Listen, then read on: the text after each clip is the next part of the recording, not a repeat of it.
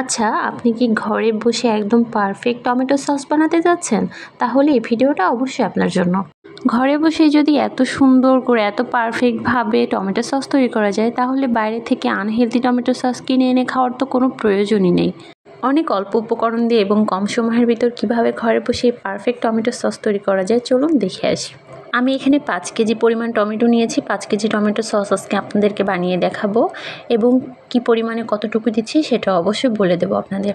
তো আমি ফার্স্টেই টমেটোগুলোকে সুন্দর মতো ধুয়ে নিয়েছি। এটা থেকে কিন্তু বেশ ময়লা বের হয়েছে। বারবার করে একটা একটা করে হাত দিয়ে ধুয়ে নিতে হবে। টমেটোর গায়ের ময়লাগুলো অনেক সময় দেখা যায় না, যেহেতু এর কালারটা একদম লাল।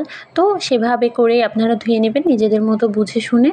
আর আপনারা সবসময় চেষ্টা করবেন একদম লাল টুকটুকা টমেটো কেনার জন্য। এখানে দেখছেন আমি একদম লাল লাল টমেটো নিয়েছি। এতে করে কি হয়, অন্য কোনো ফুড কালার বা মরিচের গুঁড়া এক্সট্রা কিছুই দেওয়া লাগে না। টমেটোর যে কালারটা সেটা দিয়েই সুন্দর একটা কালার চলে আসে সসের। তো এই যে আমি এখানে টমেটোটা সিদ্ধ করে নেওয়ার জন্য নিয়েছি কয়েক কোয়া রসুন, নিয়েছি একটা পেঁয়াজ, আর কিছু আদা নিয়েছি সামান্য একটু। এটার পরিমাণ বলে দিচ্ছি না, 5 কেজিতে আমি অল্প অল্প করেই নিয়েছি। এটা খুব বেশি দেওয়ার কোনো প্রয়োজন নেই। আর পরিমাণ মতো শুকনো মরিচ দিয়ে নিয়েছি।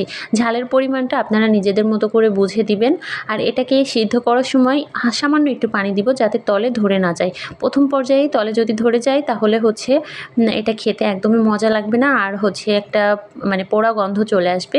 প্রথম পর্যায়ে যেহেতু পানি ছাড়বে না, পানি ছাড়তে একটু সময় লাগে টমেটো থেকে, এই জন্য হালকা একটু পানি অ্যাড করব আমি। টমেটোটা সিদ্ধ করার পরে আমি একদম ঠান্ডা করে নিয়েছি, তারপরে ব্লেন্ড করতে দিয়েছি। না হলে ব্লেন্ডারে গরম টমেটো দেওয়ার সাথে সাথে কিন্তু ব্লেন্ডারের মুখ খুলে একদম চারিপাশে টমেটোটা ছড়িয়ে যেতে পারে। এজন্য অবশ্যই আপনারা একদম ঠান্ডা করে তারপরেই ব্লেন্ড করবেন। আর যদি কারোর কাছে ব্লেন্ডার না থাকে, তাহলে একটা ওরং বা ডালঘুটনির সাহায্যে এটাকে একটু ঘেটে তারপরে এভাবে একটা ছাঁকনির মাধ্যমে এটাকে ছেঁকে নিতে হবে। এটা ছেঁকে নেওয়ার পরে দেখেছেন কতটা পরিমাণে টমেটোর যে বিচি, তারপরে এটার যে খোসার অংশ, এগুলো বের হয়েছে। তো সাবাটা বের হয়ে গেছে। এটা সুন্দর মতো খেয়াল করে বের করতে হবে, তাহলে টমেটোর ভিতরে একটা স্মুথনেস ভাব আসবে। আমি কিন্তু এর আগে দেখতেই পেয়েছেন যে কোনো প্রকার লবণ, চিনি কোনো কিছুই অ্যাড করিনি। তো এই যে এই পর্যায়ে এসে সুন্দর মতো আমি চিনি আর একটু লবণ অ্যাড করে দিলাম। এটা আপনাদের স্বাদ মতো আপনারা দিবেন অবশ্যই। চিনি আর লবণ এটা যার যার টেস্টের ব্যাপার। এটার কোনো পরিমাণ আমি ওভাবে বলে দিব না। আমি কিন্তু সামান্য দিয়েছি, খুব বেশি দিইনি। আর এই যে এখানে আমি একটু তেঁতুলের রস বের করে নিয়েছি।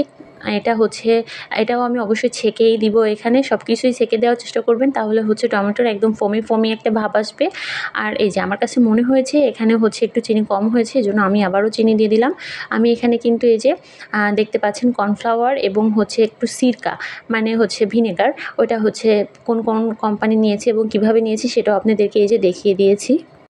এটা আপনাদের সুবিধার্থে আমি দেখিয়ে নিলাম। তো এই যে দেখেন আমি টমেটোর ভিতরে এই যে তেঁতুলের যে রসটা বের করে রেখেছিলাম সেটাও দিয়ে দিচ্ছি। এটাকে একটু অনবরত নাড়তে থাকতে হবে, তা না হলে যেহেতু ঘন হয়ে এসেছে এটা নিচে লেগে যেতে পারে। এজন্য একটু নাড়তে হবে, ঘন ঘন নাড়তে হবে। এই যে দেখেন এটার কালার এবং এটা কিন্তু একদম ফুটে উঠেছে, কালারটা কিন্তু একদম পারফেক্ট আসছে। তো এই যে এই পর্যায়ে এসে এখানে আমি 5 কেজির জন্য 2.5 চামচ মতো কর্নফ্লাওয়ার নিয়ে নিব। আমি পরিমাণটা কিন্তু আপনাদেরকে আবারও বলে দিচ্ছি, 5 কেজির জন্য 2.5 চামচ নিতে হবে। এখানে আমি কোনো প্রকার পানি ব্যবহার করব না। লাস্টের দিকে এসে পানি ব্যবহার করার কোনো দরকার নেই, এতে টমেটো সংরক্ষণ করা যাবে না বেশি দিন। তো এখানে এই যে আমি এটা দিয়ে ভালোভাবে গুলিয়ে নিচ্ছি। এরপরে এই যে এটার ভিতরে সসের ভিতরে আমি অ্যাড করে দিব। যখন অ্যাড করতে হবে তখন আবারও ভালোভাবে এটাকে আরেকবার করে গুলিয়ে সসটাকে নাড়তে হবে আর এই মিশ্রণটাকে অ্যাড করতে হবে। তাহলে খুব দ্রুত ঘন হয়ে আসবে এবং এটা একদম পারফেক্ট একটা থিকে চলে আসবে। এটা কিন্তু খেতে দোকানের থেকেও অনেক বেশি মজা হয়েছে, আর আমি বাসায় এইভাবে সবসময় বানিয়ে থাকি। এটা কিন্তু দেখতেও মাশাআল্লাহ খুবই সুন্দর হয়েছে, দোকানের থেকেও মজা হয়েছে। সত্যি বলছি, এভাবে আপনারা একদিন বানিয়ে দেখবেন, সত্যি খুবই মজা লাগে। আমি এটাকে একদম বছরখানিক জুড়ে খেতে পারবো। দোকানের থেকে ভেজালযুক্ত না কিনে এইভাবে বাসায় বানিয়ে খাওয়াটাই ভালো। তো এই যে দেখেন এখানেও আপনাদেরকে দেখিয়ে দিচ্ছি এটা কতটা পারফেক্ট হয়েছে। দেখেছেন একদম পারফেক্ট হয়েছে, আর কালারটা জাস্ট দেখেন অনেক সুন্দর হয়েছে। যারা নতুন রাঁধুনি আছেন তারা অবশ্যই এভাবে করে একদিন বানিয়ে দেখবেন, একদম পারফেক্ট হবে, প্রথমবারই বাজিমাত।